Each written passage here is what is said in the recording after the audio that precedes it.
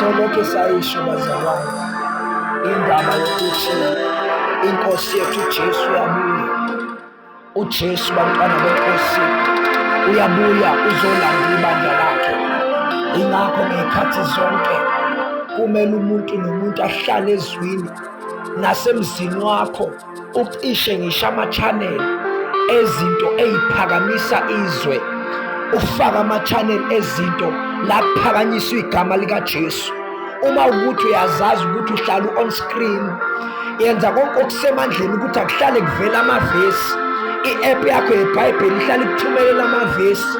Mawuthi uyahlala endlini kwi-bedroom, ekamereni lakho kuvela iy'ntshumayelo kwi-TV yakho ebedroom.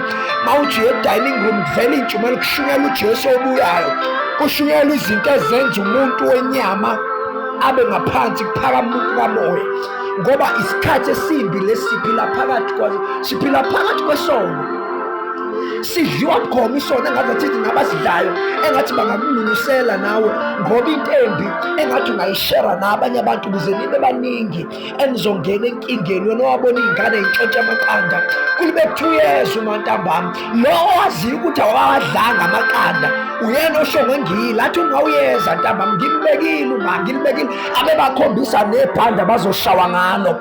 Ubabona ukuthi iyahlupha lento ebese beyaqala benza isaladi azoyidla naye before kubuye umama ukuze i-judgment yehlele kubona bonke. Kunjalo isikhathi esiphila kusona, isikhathi engazathi mntakama ungayibopha engathi ungayivalela.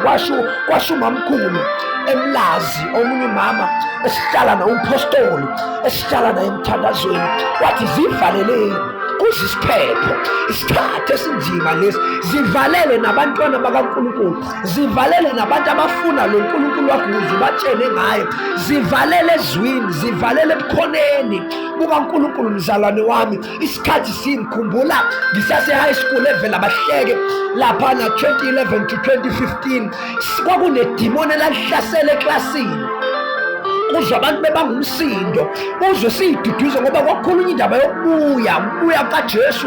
Ishunyelwa lento yokuthi uJesu uyabuya, noma sekukhona ukuphuphuthekiswa, noma sekukhona izinto ey'ningi ezimbi. Wena okulayini oright kuyakujabulisa ukuzwa leyo message, kodwa lo kulayini wendukiso owazi kahle ukuthi akekho kuyi-vision, akekho kuyi-purpose, akekho kuyikhalenda kaNkulunkulu ubehind, iyamhlukumeza lento yokuhlala ekhunjuzwa ukuthi uyabuya uJesu. Isikhathi bazalwane sishintshile, sasihlele vela bahleke ngonyaka ka-2011 kuya ku-2015 kuhlele klasi kunedimoni lomsindo. Amadimoni engafuni ukufunda, engafuni ukuthi ingene i-knowledge, abantu bahlale kunokuthula. Ingakho e-library kuhlale kuthulakele. Iy'kole ey'ningi lezi insuku kukhalwa ngomsindo, kunomsindo. Abantu abafuna ukuthula eklasini, kufuna kuhlalwe njalo kuze umsindo, because idimoni lilwa nokuthi ingene i-programming ye-education, ingene i-programming ezokusiza empilweni yakho. Khalwa ngomsindo, iy'ngane y'banga umsindo eklasini, ezinye iy'ngane ayikwazi ukufunda. Uthi mephuma esikoleni usayekhaya emsindweni, kuyacatshana obhuti nomalume, extended family, ama-relative, kubanga igrosa, kubanga amadoda, kubanga intombi, kuyabheka, kubanga ugwayi, kubanga ubhiya.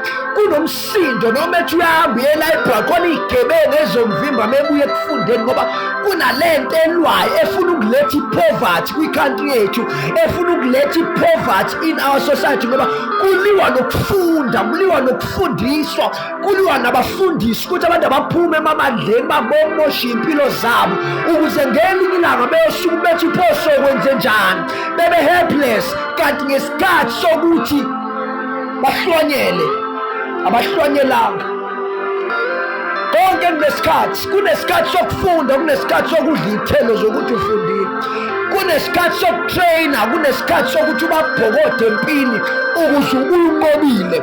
Uzobabhokoda kanjani? Uzobanqoba kanjani? Uzozinqoba kanjani izimpi zakho ey'sengqondweni neyisenhlizweni? Ube esikoleni ube kufundiswa ukuthi ingqondo isetshenzwa kanjani ukuze ukwazi ukulwa izimpi zakwa-intellectualism, ukuze ukwazi ukulwa izimpi zakwa-corporate world, ukuze ukwazi ukulwa izimpi zakwa-engineering, ukuze ukwazi ukulwa izimpi zama-parastatals.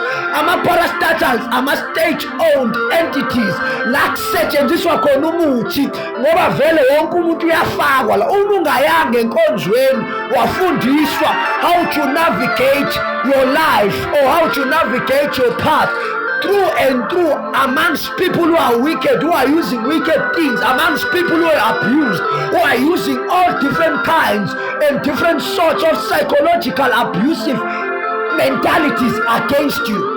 Survive kanjani? Sokuliwa nalento yenkonzo. So nathi-ke esikoleni kwakunaleyo nkinga bazalwane. So sasilibele siduduza thina sifunda sithi uyeza uthisha omkhulu kwakuwuMagalela umtshana, uthisha umtshana.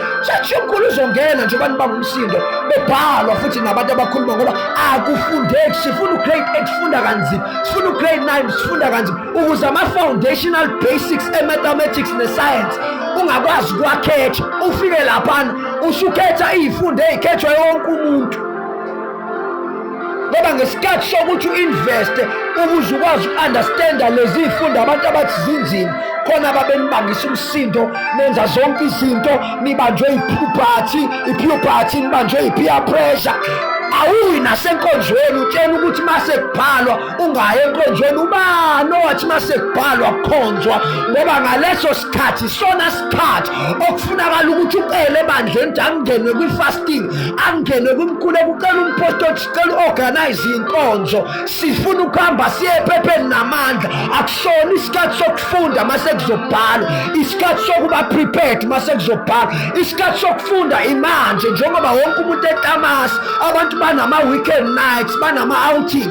Isona sikhathi sokufunda manje baniwa khona. Uma sekusele 2 days 2 weeks awusafundi, usuyathandaza, awusafundi. Singenile manje sisengqondweni.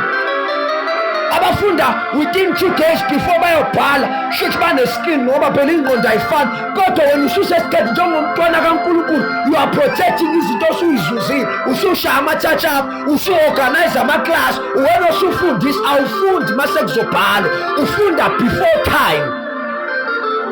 Senze njalo thina bazalwane.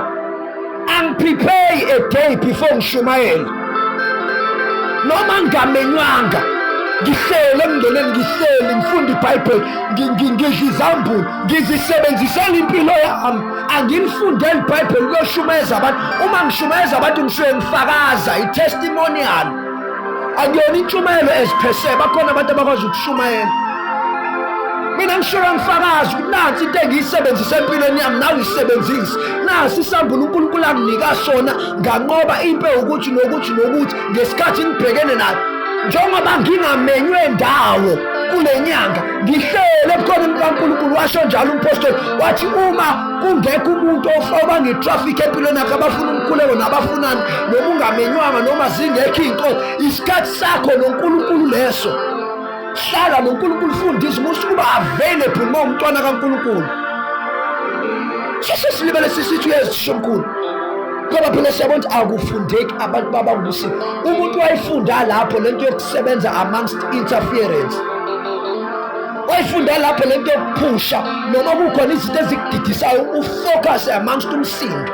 Kunomsindo around you. Wathi uNkulunkulu, be still and know what is to be at rest in the Lord. Resting in the Lord is like a plant, is like a nest that is hanging on a cliff, on a dry root that is hanging on a cliff, and in this cliff there is a raging waterfall in the background, and this tree is just, and on this nest, it's like a nest, a bird that is resting on the nest that is hanging on the cliff, and there is a huge waterfall behind making a lot of noise, but this bird is found sleeping.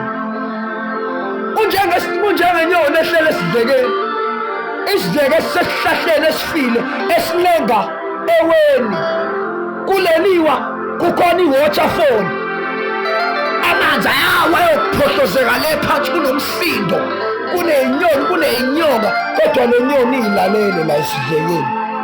That is called being at rest in the Lord. Sihleli bazalwane, silindile inkosi yethu iyabuya izosilanda, noma kunezinto ey'khona in the society ey'hlukumezayo. Uyayibalekisa inyama yakho mntakama, ungasondeli kubantu abenza okubi, ngoba uyabazi abantu abenza imikhuba nabenza izinto ey'wrong abangafuni ukuphendula. Musuke uyakubona ngoba bazopartnerisha nenyama yakho ukukufaka kulelo giya nawe.